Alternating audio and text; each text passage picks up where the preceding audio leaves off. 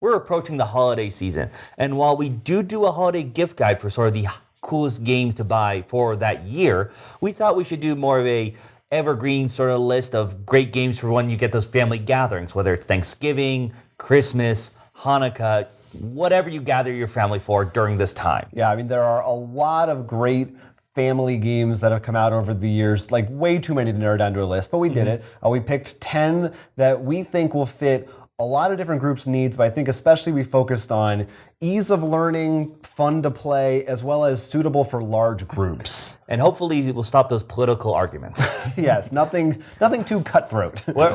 Warning, we don't guarantee that. Roll for Crit does not guarantee that your Thanksgiving will be free of arguments. Yet. We'll get there.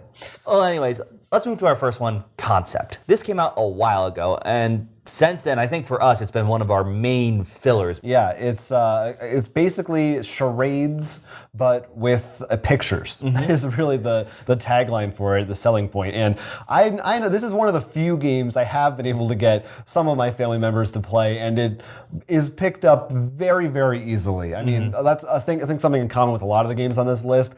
The rules are almost instantaneous that you just get it and you go. And yeah, we've all had so much fun just playing it forever. Everybody can play it. It does have a scoring system, but I prefer not to even use that. And I think honestly, a bunch of the games on this list you could play with the scoring, but one of the reasons we like them for this list is because you could just be like, oh, let's just do another round. Right. It's fun to just play the game and play the charades. Yeah. We're trying to go for the less competitive. So if your family really likes competing, well, then Twilight Struggle. Yeah, break out diplomacy for the day. Oh yeah. That brings us nicely, not diplomacy, but concept, into our next game, which is Dixit. This is a picture guessing game. Players have special, cool-looking art cards, and you're trying to match a certain word that someone says the best, and then people vote on who they think matched that. It could be a word, it could be a sound, could be a movie, right? Anything that you want. I'm trying to remember the rules because we've played so many games that are variants of Dixit since then. Well, that's actually one of the great things about it. Dixit is almost accidentally a family of these games with these large art cards, which if you purchase them, like Mysterium, which is another great one, the new one that just came out, Detective Club, you can just have these cards that sort of mix and match to get all these weird art cards. And honestly, those other two, I think, while they're a bit more, I think because there's a hidden role, so to speak, or someone not talking, not as good for Dixit for a more casual, large audience, I still think worthy competitors. Yeah. And if you see those style of cards, it's a safe bet at this point that you're going to have a fun game to play. Now, we can't deny that this was on both our holiday list for 2019 when we're filming this, but I think it should be on this one, and that's Just One. This game we've had so much fun with.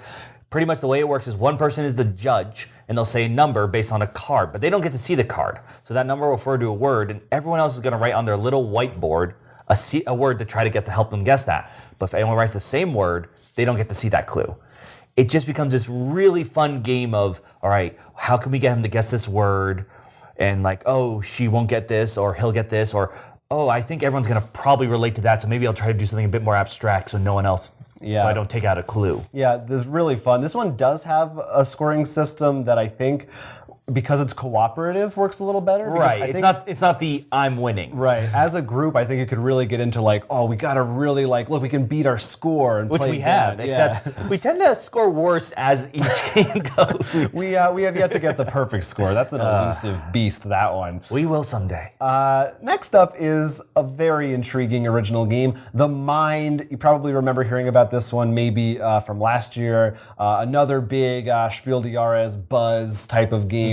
This is one where players are playing cards that have numbers. Very simple. You have to play the numbers in the right order from lowest to highest, right? It's not highest to lowest.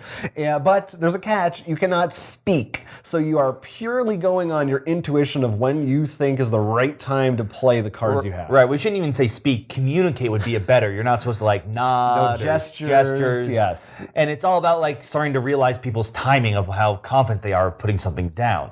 And while you can play with, I think, depending on the number of players, you have lives to go through this. It could be really fun where like you play with your family and you see how another different family and do mix-ups and how synchronized everyone is, which we put on this list because we think that could be really fun. And also, if you know someone who you're tired of talking, give them this game so you can get a little peace and quiet. If you have kids that like this game, you're golden. You're Oh, set. man. Yeah, That's the dream. This is probably, of all the games on our list, on the smaller end of player counts. It is, but I thought just because the interest of seeing how you're all, because it really is about getting in tune with one another. Like you said, I think you can easily, it's quick, so you can like rotate out and be like, oh, there's a lull in the party, you know, not everyone wants to play a game. This is a good choice. So I think a big trend with this list actually is going to be a lot of games that have white erase boards and markers that you just write and then erase. And this one is no exception with Pictomania. This is a art game where you're actually going to get secretly a symbol and a number refers to another list of cards with numbers and words on them, and you're going to try to draw that. Your goal is trying to make sure your drawing is as accurate as possible, but you also want to be able to guess other people's drawings quickly. Once again, this has a scoring systems, but I think we've had moments where you just laugh at people's drawings or like confusion, like, that's Shrek! And everyone's just like, how is that Shrek? Yeah, it's, you know, they purposefully put words on the cards that will be confusing, so you think maybe you might say basketball, baseball, like all kinds of different things that are very similar. And yeah, it's essentially it's Pictionary but better, I think. It takes place in real time, so there's this chaotic element to it. Really goofy, really fun. Actually, the new edition of this, remember, doesn't have whiteboards anymore. Oh, that's true. They changed that. But I'm used to the old one. Pieces of paper, yeah, depending on where you get it from. But the next one does. It's called Say Anything. And this is sort of in the vein of an apples to apples style game, but instead of playing cards with words on them, you can write down anything. So there will be a prompt that one person is asking a question, and they're sort of the judge for that round, and everyone else writes whatever they want as their answer on the whiteboard, and then they pick whichever one is their favorite. You vote on which ones that you liked the best. And it could be anything. It could be the funniest, the most accurate, but usually, you know, if you're like our group, it'll descend into just insane jokes and weirdness. This is one I've actually played multiple times with family with different audiences, and one of the reasons it's great about this is we played this with a much younger audience, which means because it's everyone sort of knows who's at the table and what you shouldn't say. When playing that, it was very much more clean and appropriate. But when we played it again with a much older audience, you know, we had a bit more dirty jokes in there. So you can adjust it for who's still awake at the table, which is helpful. By the way, we should mention Apples to Apples is non-those technically because we thought like, everyone knows at this point. I feel like that's like one of the most, it's like Monopoly. Yeah, we're not digging too deep, but we're trying to stay a little below the surface. A little bit, yeah. Another one that's sort of based off a classic old game is Telestrations. This is pretty much like telephone, but the way it works is someone's gonna write a sentence or do a drawing, and then the other person does the opposite. So I may draw a washing machine, Jonathan may look at it and think it's a dryer and write dryer, but be more specific than that, but pretty much you go back and forth and see what happens. One of the great things about this, it has a lot of different versions, including if you have mostly adult, there's an After Dark one. There's also a 12-player one, which is the one I played. So you can really get the one that sort of fits the group. Yeah, I've never played Telestrations, but I've played games that are that same basic idea. And it is just a super funny, fun time. And you come up with like stories, like we said in Pictomania, like, oh man, you remember the insane thing you thought that was when you get to the end of it. It's totally different. So that can just be really cute just to see how everyone interprets things. You go through a fun story each time. Now here's one that definitely could expand to a very large group as well as maybe a slightly more advanced group. Also, our most competitive? Probably our most competitive. At least, of all the games we played, this is the one I think we've gotten someone angry on. 2 Rooms and a Boom. This is a social game. You split up into 2 teams, and one team has a president, and the other team has a bomber. And one team's goal is to get the bomber and president in the same room at the end of the game. The other team's goal is to separate them because they want the president to survive.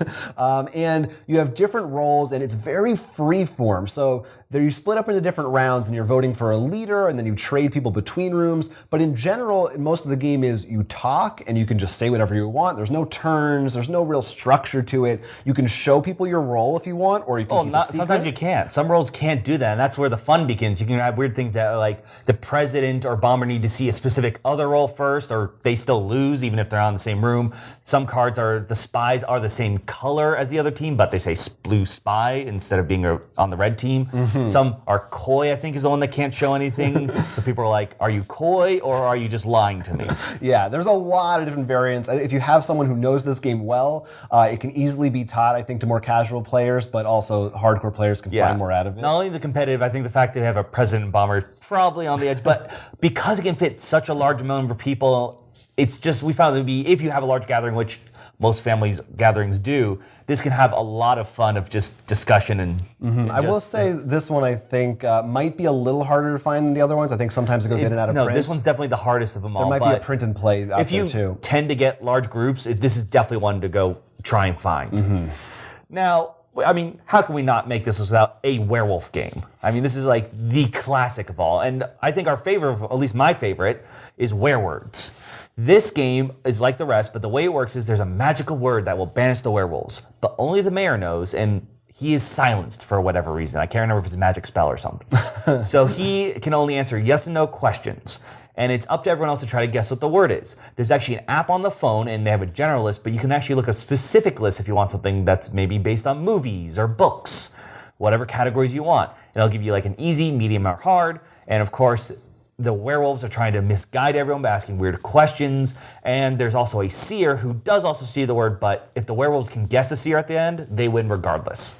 Yeah, I mean, this is super fun. Yeah, This absolutely. is one of my favorite games of last year. It's another one of these party games that you can play with a large group and you just want to keep playing it round after round. Yeah, it with Just One, they were both nominated for this spiel. And honestly, we were like, we like both these games. So even though Just One won, we were like, we're happy for both. Yeah. I think Werewords is definitely has more going on in it, and you also have to be okay with your group. People need to be a little comfortable lying, not really lying, but trying to be deceitful in some ways. But when you get past that, I mean, it's 20 questions, but with a suspenseful twist that I really like. The last game on our list for this show is Wits and Wagers. Now, there are a number of different versions of Wits and Wagers. There's the party edition. There's ones that have more intense betting styles. Yeah, I actually have played strictly the party edition with you and friends, but the base one with family. Interesting. So that was definitely an interesting twist because I feel like it usually would be the other way around. So this is a trivia game, but it's also a betting game. So all the answers to the questions are going to be in the form of numbers, and you just write down the number you think is the closest to the right answer. But then you can bet on other people's if you think their answer is better. So you don't have to know the answer to any of these questions to actually win at the end of the day, which is the best thing about it. Like, for example, if the question was how many libraries are there in the United States, and you put 10, but everyone else puts a much higher number, you could be like, I'm probably wrong. Or you could try to argue that schools don't count.